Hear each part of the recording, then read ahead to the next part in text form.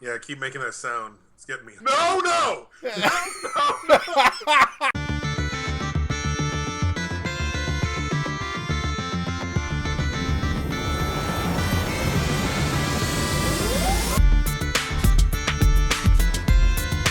Hello and welcome to Biscuit episode number, what is this, 38? I don't know. It's an unnumbered episode. We are doing a Star Wars It's spoiler Spoilercast cast. number one!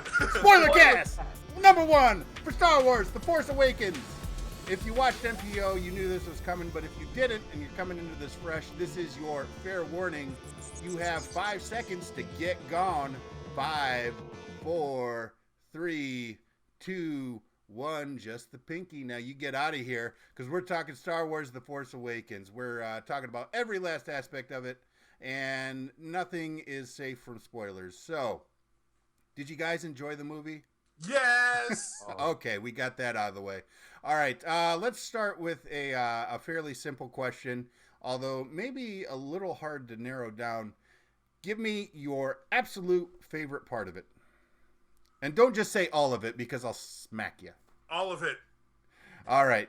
I will be right back. TJ is just upstairs. All right. So I will start then. My favorite part of this movie, my first impression, I've only seen it once, which puts me behind the other two on this show. But in a big way. Yeah. Well, you've seen it twice, and TJ's seen it like you've seen it 3 times. TJ's. Oh, you're still at 4. Okay. I would have assumed you're up to like 16 by now. No. Oh, man. I wonder if the cheap theater opened already. It's supposed to open. Spent the ball drop watching that movie. Yes, you did. Yeah, that's a great way to bring in the new year. All right. So my favorite part as the token, mass Star Wars guy was definitely Kylo Ren. Yeah. He is the best villain I've seen in any Star Wars movie. Hands down. So Yeah. I really enjoyed him. I've seen him catch a little flack online for being kind of a emo tool maybe, but yeah, you know what? Haters gonna hate. I really like the guy. What do you guys think? I really agree. It ties in very much into one of the things that I wanted to talk about, which I was going to talk about later, but I guess I'll talk about now. And I also brought it up in my top 5 on no particular order this week. If you haven't watched it, watch it. And that is that we've seen so many times where there's Jedi that are struggling not to fall to the dark side. And it was a really interesting change of pace to see somebody who is a Sith, or something approximating a Sith, who is trying desperately to avoid the light side because that's what his blood is calling him to. And I felt that there were some really fascinating things in there, especially around like the temper tantrums that he would throw. The way he was pounding on his wound in the last fight to amp up the pain, doing everything he can to foster a connection to the dark side that doesn't come naturally to him, which was just really brilliant and at times kind of subtle.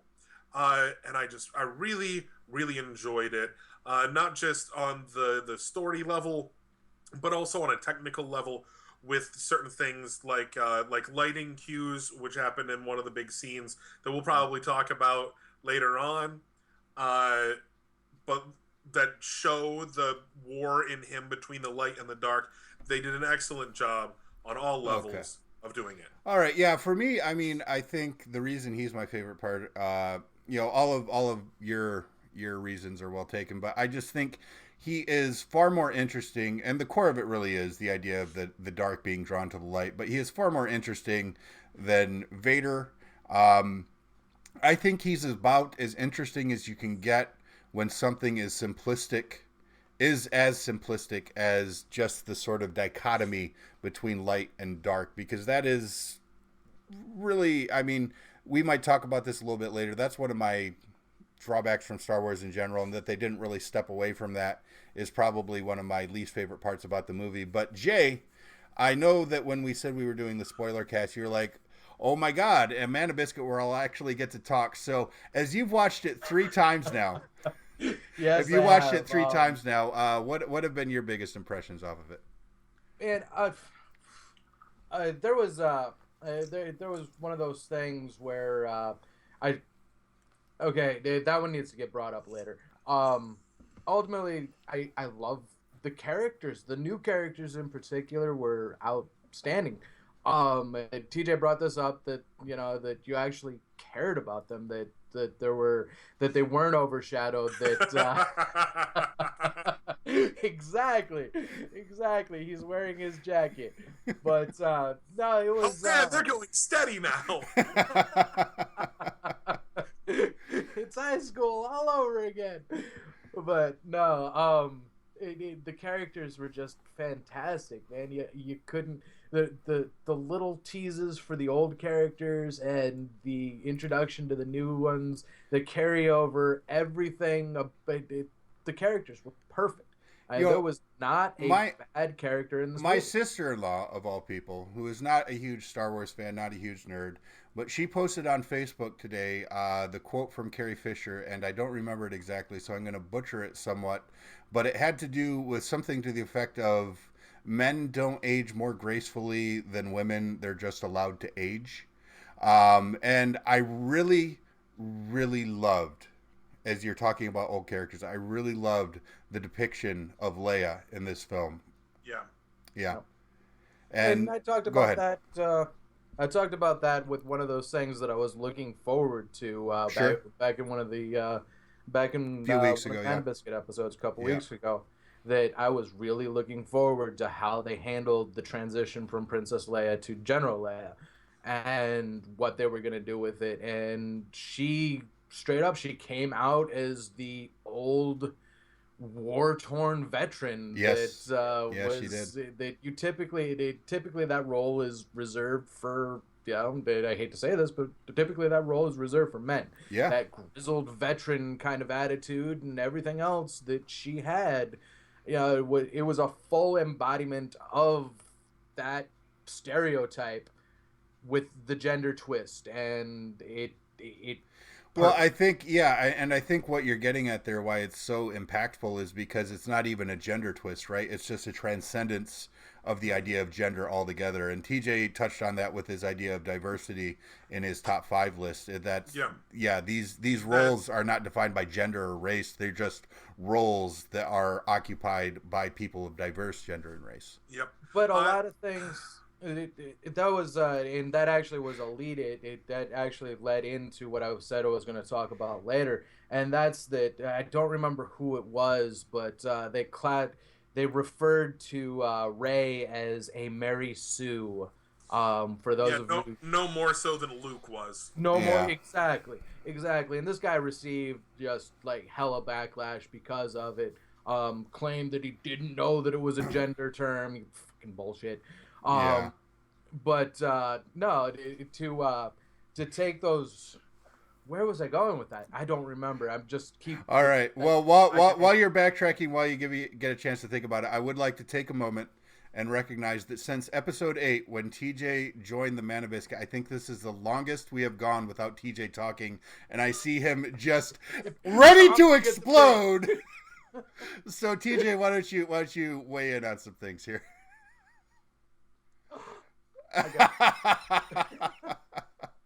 All right, where do you where you were ready to go with something a moment ago when we touched on. Well, he brought up our Manabiscuit episode before. We were talking about the things that we were excited for, and I went back and I rewatched it because I was pretty sure about this, but I had to verify, and virtually everything that I said, in fact, did come to pass. Like, exactly what I thought the plot line of this film was going to be is precisely how it went, and I'm like, man, I'm good. And I'm glad, because I was describing, like, the only thing that I described in that episode that I wanted to see, that I didn't get to see, was more of Luke. But the stuff that I wanted to see about Luke, like the things that I was hoping for that had happened to him, did happen. And we saw those stories through other characters. Yeah. Which I thought was fascinating. Like a really good way to accomplish that goal of showing what Luke had done and what his failures were, which again were like exactly what I called. And I'm like, I was just so pleased. Maybe that's part of why I walked out of this film so happy, is because virtually everything that I hoped for and everything that I expected came true, which is really rare for me. And you're like, and it's recorded on the internet. That's right. I will tell you what, I would rather be right than virtually anything else. feels so good. All right, so we've talked about what we loved. I feel compelled as the guy that's always poo-pooing Star Wars to now bring in the idea that two things really that kind of stand out. Two things, yes, at the camera, RJ. All right, two things that really kind of stand out for me in terms of what I didn't really appreciate. One is something that I've always had a problem with Star Wars in general, and that is that the whole light side, dark side thing is just so binary that it's just it seems a little too simplistic, a little too reductive for me, and that's why it's a fairy tale. But there are complexities in fairy tales, my friend. And light side, dark side doesn't really offer a lot of complexity. The other thing is just the sort of casual wanton disregard of genocide. I mean, in the regards that it's just kind of a bump in the road. Like, in the original trilogy, of course, you had what was it, Alderaan, Leia's home planet, and in this episode, you have not one but 5 planets that are destroyed in tandem, and it's nothing more than a minor setback. Not even a minor setback. Right? It's just it's the equivalent of killing the best friend character to motivate the lead. Like they refrigerated 5 planets. Yeah, they were refrigerators. Yes, exactly. It's one of those things that does happen in Star Wars. It happens though in all kinds of stuff, and it is sure, that's fair. But we're talking but about Star Wars. I totally see where you're coming from. All right, fair enough. This did remind me of something neat that I stumbled across that I didn't really think about, which was Leia being General Leia, and people talking about what her title was and Princess why, and she was a princess because of her adopted parents, because of Bail Organa being the royal consort to the Queen of Alderaan. Like her adoptive mom was a queen, so she was a princess. But technically speaking, she was also biologically a princess, right? Padme. Yes. So, and it made me. Somebody pointed out, it's like, how come nobody ever calls Luke Prince Luke? And I'm like, that's kind of true. That is a good point. I mean, it's one of those things where it's kind of interesting because it is like, and this is all stuff that I'm kind of piecing together as I'm talking, which happens a lot. Yeah. But it's one of those things where it does kind of fit into. That's kind of what this show is, really. It's just piecing together as we talk. But go ahead. But it does kind of fit into a kind of. I'm trying to think about it. Put this politically. It fits into kind of a sexist sort of thing. Yeah. Where women are like, she was known because her important attribute was being the princess, and Luke's, while we didn't know at the time that he was technically a prince, he's a knight. Yeah. He is all about his accomplishments. Yeah. She is all about what she was born. Well, and to be fair, I mean, we're departing a little bit from The Force Awakens, going back to the original trilogy here, but to be fair, this was, in the original trilogy, first of all, it was Lucas, who was established on this show and everywhere else as kind of, he was evoking these classical archtypes. Oh, you save the princess, you've got the knight and the old wizard. And the old Hollywood serials and all of that. And that was all, what it is for the era. Yeah, and I'm not denigrating the movies for this. I'm just saying that it was kind of interesting. Yeah, it is interesting. Yeah. And I think that what you see from Abrams in the modern generation of modern sensibilities and the shift in the progressive zeitgeist of our culture is, she is now a general and she could never be a princess here. And I don't say that disparagingly. I say that that's for the best because I am part of that shift and that progressive zeitgeist. But, I think that you can think about things academically without necessarily getting outraged over them. Right. And that's how I'd approach that sort of parallel from the past as well. And I think that they have taken steps. I think, though, that when you are looking at trying to be more progressive, maybe you treat the genocide of 5 planets with a little more weight. I don't know. Room for improvement. What can I say? Room for improvement. I'm sure their heart's in the right place, and they'll probably take that sort of thing to heart. Now, Okay, two things on that.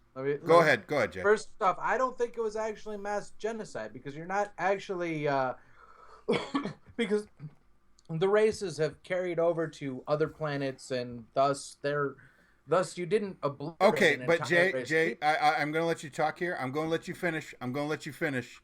But we're talking about if you assume like 5 to 6 billion people per world, and then you multiply that times 5. I don't care if it's genocide or not. It's a lot of people that just die for no reason. Of people. I will say that one. The other one is that is anybody else really upset with because we just started talking about Lucas, and ultimately I am very, very unhappy with that man right this second with how he's handling the fact that somebody else made a good one and he's being kind of he's kind of being petulant about it. Yeah. I mean, referring to them as white slavers. Oh, that was bad. He apologized. Yeah, things like that. Where it's like, wait, dude, you sold this, okay? Yeah. You took that away from yourself. You've got no room to bitch. He also complained like that one was like but like on a much lesser note, just the fact that he was complaining like, yeah, it's a movie that the fans are gonna like, and I'm like, well, what's wrong with making a movie that you know that your fans are going to enjoy? Like this movie, as much as some people will claim that it had like a lot of like it was derivative of the first film 2.0 and all that, but that's more familiarity as opposed to ripping off for me. Like I would agree with that, actually. Yes. And also, like, you can make something that you know the people are going to enjoy without it being pandering. And Lucas seems to not understand that you can have a vision and a personal connection to his story. Let me take that one step further and go back to a couple of weeks ago on NPO when we listed our top 5 least favorite things about Star Wars, and that's when Lucas started taking it too goddamn seriously. Because Lucas, as we just talked about a moment ago, and as we talked about at the time, was making an homage to the classic sci-fi serials of the 1930s. He was not making some insightful new paradigm and manifestation of Joseph Campbell's hero's journey. This was not profound. This was Star Wars. And for him to say now that you're just pandering to the fans and there's no artistic vision in this, he can get 3 ways from Sunday. He can, yeah. Now, I would like to point out one of the things that did disappoint me, and it's going to also tie into one of my ridiculous fan theories that I particularly enjoy. All right. You have already heard about, my friends. Yep. But the people online perhaps not. One of the things that really disappointed me in this film was the music. Now, this is going to seem, especially after I continue speaking, it's going to seem, weird that I'm going to lead with this. But I did feel that it didn't have the same iconic quality that the other films had. There was nothing that stuck out. I mean, even the prequels had like Duel of the Fates and stuff that you walked out of the theater humming, and none of the stuff in this really had that like visceral effect that other Star Wars films had. And I think that's one of the things that makes Star Wars what it is the music. Like John Williams. Honestly speaking, they should just give John Williams like half the money from these movies. But that being said, some of the stuff that they did with music, even though there weren't like any of the big iconic and like brilliant fanfares and fun things that we've all grown to love, aside from the ones that already existed, what I did like was how they used things that already existed. And this is tying into my fan theory that like I said, I was going to get into, which is why I think that Rey is a Skywalker, and it's because of her music. We already know the answer to this. We don't actually, but go ahead, Jay. The video game thing was debunked. Well, go ahead and get into that, Jay, because I'm not familiar with it either. So give your position, and then TJ can debunk you, I guess. Okay. Well, apparently the video game thing was actually debunked, but it was revealed. It was revealed that with the Disney Infinity 3 Star Wars set, that there's a scene with Kylo Ren and Rey where Ren is screaming, "Come at me, cousin," Okay. which So would how say was that that's so Okay. so so how is that debunked? This was debunked by somebody who went through it later and checked the sound files and also played it with subtitles. Basically, what happened was he has a line that he says there. He's like, "Face me," and then he got hit. When you hit him with certain things, like he got hit with an exploding projectile, like she threw something at him and it blew up. When he gets hit like that, he yells curses. Ah, okay. And because he got hit right at the end of that line, it sounded like he said "face me, cousin." But somebody went back later and parsed it, and you can make him say in the exact same inflection, the exact same everything. It's not cousin, it's curses. okay. Uh, So that's interesting. That's fun. But go ahead and proceed into your fan theory then. Okay, so my fan theory on why Rey is a Skywalker is all based around musical cues. I mean, aside from like the really more obvious stuff, the lightsaber calling out to her, Yeah. her immediate strength in the Force, the implication that she has probably already been trained and has forgotten because she was so young, uh, like all these things that set it up so it would be very easy for her to be a Skywalker. But the things for me that hit were the musical cues. The more obvious ones being that when she would do particular things, it would cue up songs that are normally associated with Luke Skywalker. Luke's theme, or the binary sunset slash the Force theme, happened when she was doing things. When she first met Leia, it played the music that would play in the background when Luke and Leia would be in scenes together. And then if you get even deeper than that and you look into Rey's theme, the scavenger theme, hidden in it are bits of Binary Sunset and bits of Darth Vader's theme.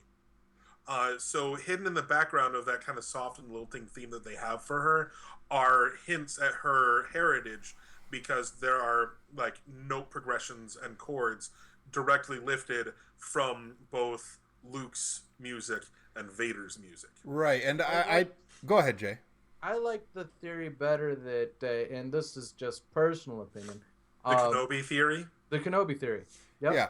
that she's Obi-Wan's child, and I really like that one, and I'm there are things that support it as well. I'm Um, with Jay on this, not necessarily because I'm like super nerdy about Star Wars. I did enjoy this movie, but I did look at the YouTube video you showed me where a lot of that was broken down. And to be fair, you had picked up on some of that, and because you had picked up on that, that's how you found the YouTube video.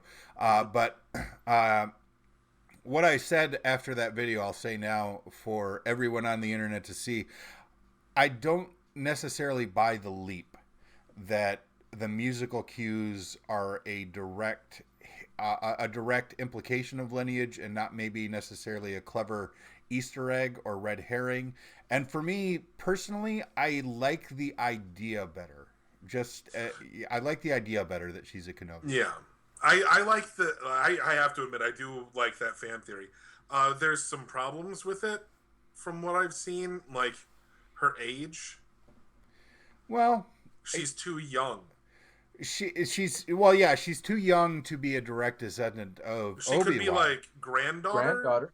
Exactly. That's what I'm saying. I what I want to see out of this, and the reason I like it better as a way of expanding the story is because it gives them an opportunity to explore Obi-Wan further. Because you saw Obi-Wan as Anakin's mentor, and then you saw him as Luke's mentor. But there are a lot of years between Ewan McGregor and Alec Guinness. And if they use these sequels to explore that interim, I think that would be infinitely more fascinating. And given the difference in time between the prequels and the era of the sequels, you could even see Ewan McGregor come back Yeah. in the sequels and some flashbacks of Rey's lineage. Which he did show up as a voice, which I'll talk about in a minute. Right? Yeah. Yeah, That was which, another part. and Yeah. again, that furthers that theory at least to a certain extent. Well, Except for yeah, Yoda. Except for Yoda was also or- there, and she's obviously not a whatever the hell Yoda is. But Yeah, you guys would know, what is Yoda? Actually, it's not. I don't Yoda's know a if they one of have. a kind. No, there's a female Yoda that we've seen in the films as well, but I don't think they ever actually named his race. All right, fair enough. Not even in the EU. I believe that it's actually kept secret even in the EU. Hmm. It's one of those things that I remember looking up not that long ago. And when I say not that long ago, it's probably been a couple of years. But I remember that it's still like kind of up in the air. But the thing, I can see that, and I can also see sneaking her away. Like I very much think that she was trained before this. Sure, that I'll buy that. It explains a lot why she was able to just able to just also, mind control James Bond. Yeah. I'm really off frame. Like I'm missing half of your face, RJ. Whoa, I'm drifting. Yeah. Okay. Stay on course, kid. So I can see her being a Kenobi because as much as if she's a Skywalker, Luke would want her smuggled off planet before Kylo Ren could mess with her. But if she's a Kenobi, he would have just the same impulse. Yes. Like he would desperately want to not lose the last remaining connection to Obi-Wan. Mm-hmm. So I can see it, and I would really like that too. But I'm leaning more towards the Skywalker theory. Yeah. Also, since we brought it up, I'm just going to point out, and you guys already know this, but again, viewers, the stuff that they did to have the Yoda and Obi-Wan vocal appearances in the films was awesome. They took, I mean, Yoda was pretty easy. They just had Frank Oz actually do another little bit of dialogue for when Rey touches the lightsaber and gets the Force vision. Yoda pops up right at the very beginning, and at the end, you hear Obi-Wan talking to her. And Obi-Wan says, Rey, these are your first steps. And when he says Rey, that's Alec Guinness. They took a clip of him saying afraid and cut the Rey out of it and used that and then tacked on Ewan McGregor, who came back to record this line of dialogue for this film, even though he's uncredited, I believe. He says, these are your first steps.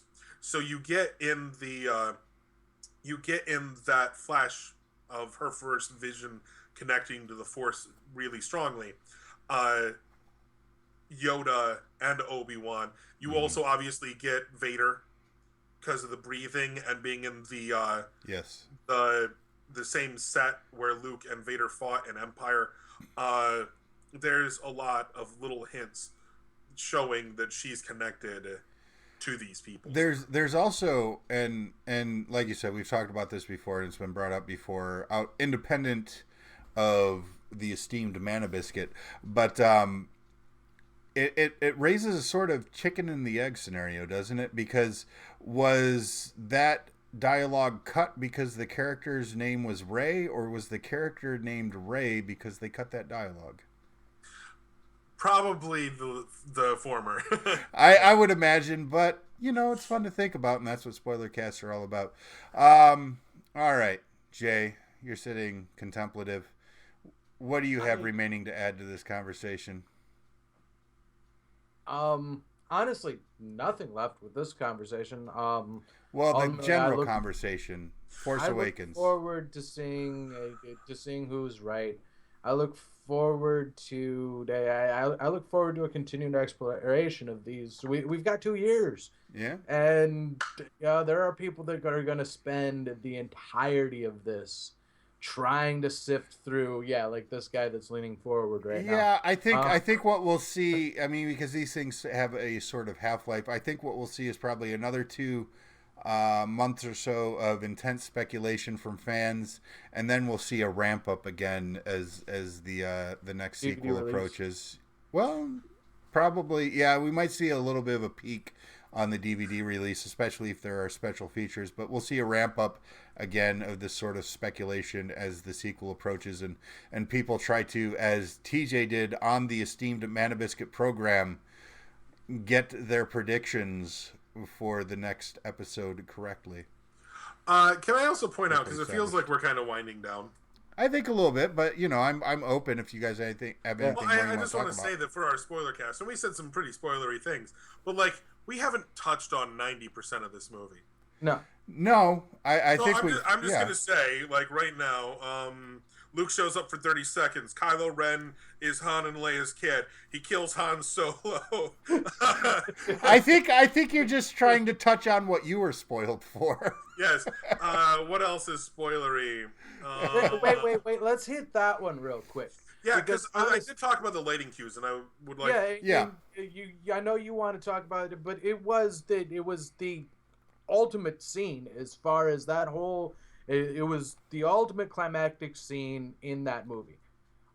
Period. I mean, there was no. There were a couple little mini things, but that one was it.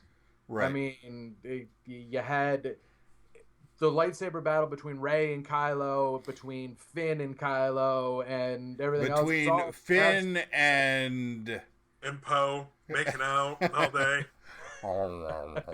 You have my jacket. But no, this was.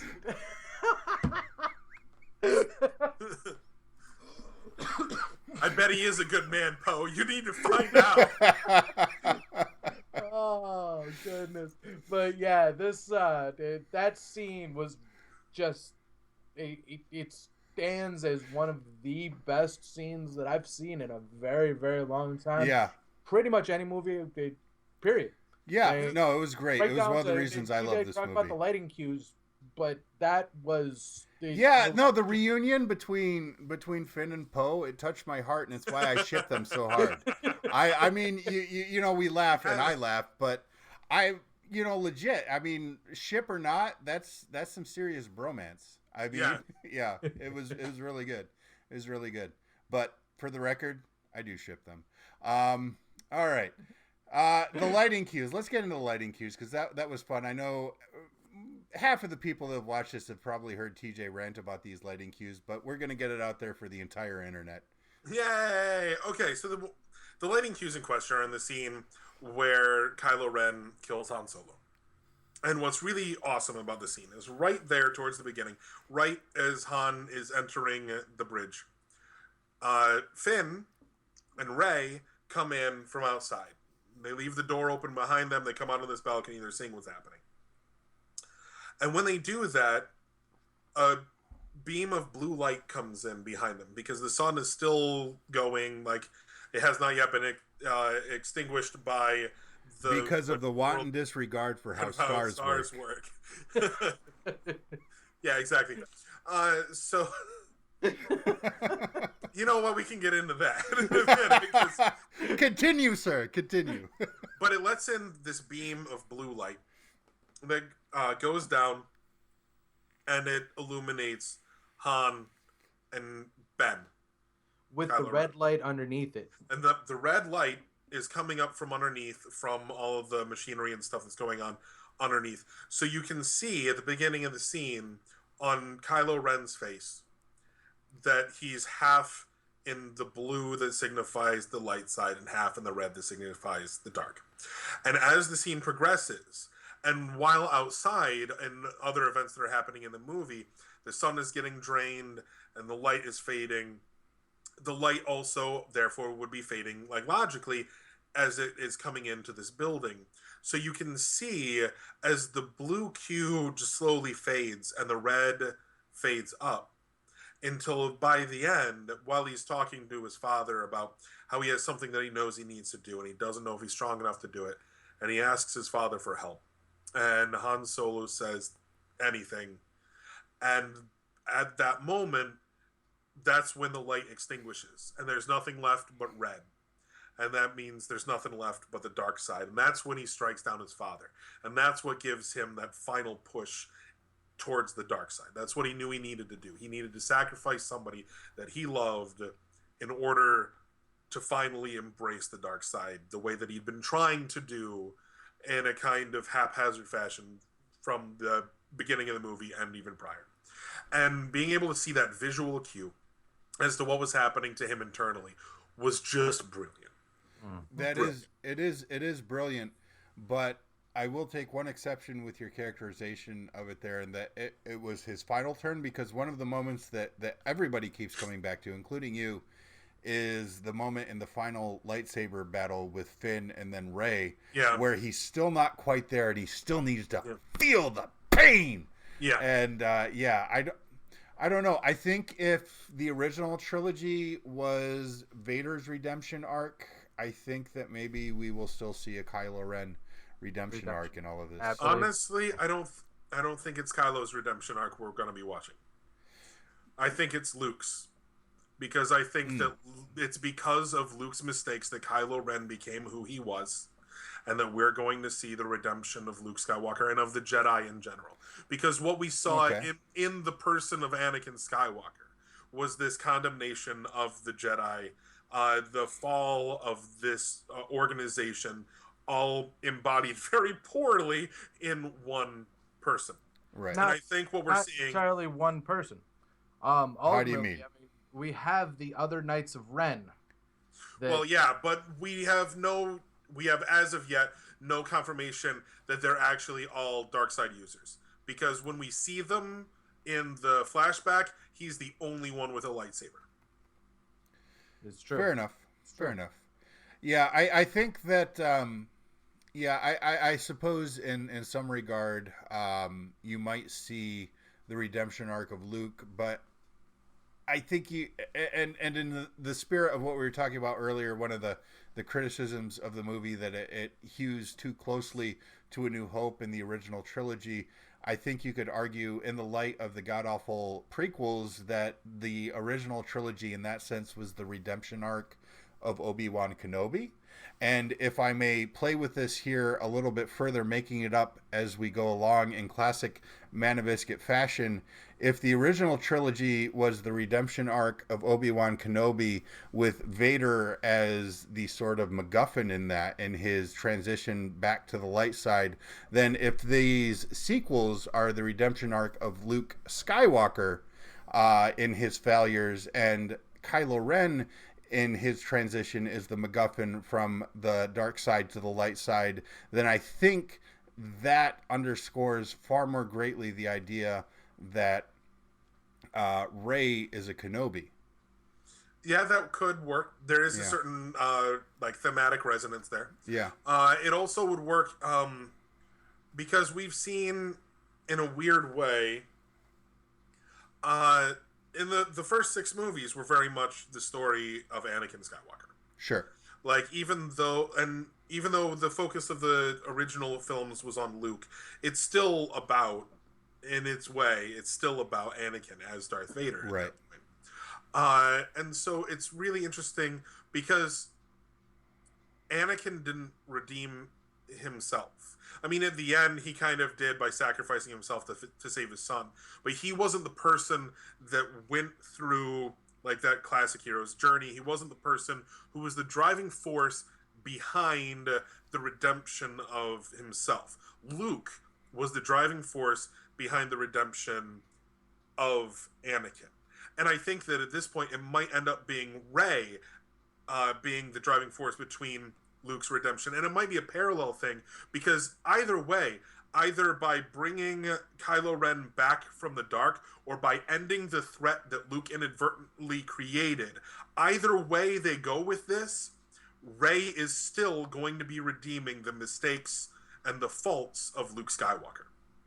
And maybe that, as we, I suppose, wrap this up just due to time constraints rather than anything else, maybe we could have done this for an hour and a half. Yeah, but maybe that more than anything else is really endemic of what this is, and trying to sort of embody the way things are just fully cyclical or circular? Cyclical. Secular. I'm sticking with that, mother. Never mind. Cyclical, fully cyclical in these series, in that there are there is the same story being told over and over again with different players in each of the archetypical roles. So there you go. All right. I don't know. Any final thoughts? I know we're running out of time, but any final thoughts? I love this movie. I enjoyed this movie greatly. Stay out. I mean, Disney, please remain unabashedly Star Wars. Yeah. I mean that's you guys did it without reservation, without apology, without anything. I have and heard gave us this beautiful piece. I have heard Thank a you. rumor that in the next movie, one of the great Force users is going to be Elsa. I heard that they're gonna retcon it so that in the Sorcerer's Apprentice, Mickey was using the Force to animate There you go. all of the mops and buckets. There you go. All right. So I recognize for like probably close to a month now, we haven't talked anything about people's lists on no particular order, and we will get back to that shortly. But Yes. to be fair, this was a side episode. This was a spoiler cast. I hope you enjoyed it. I hope to God you didn't watch this before watching the movie. But if you did, you have only yourself to blame. We warned you. Yep. All right. So we're going to go ahead and get out of here. For TJ Rathburn, for Jacob Gamble, I am RJ Velosky, and we will see you next week with more Mana Biscuit tomfoolery. Take care. Bye-bye. Bye-bye.